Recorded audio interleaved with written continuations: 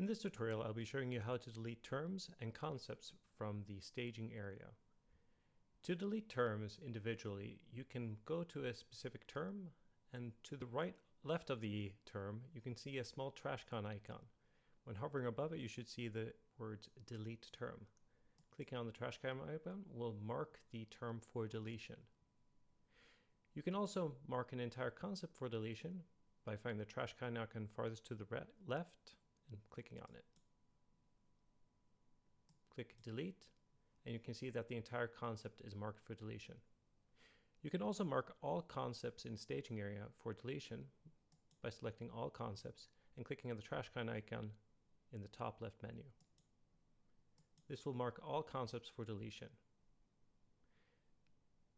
To actually delete these concepts or terms from the dictionary, you then need to click on Publish.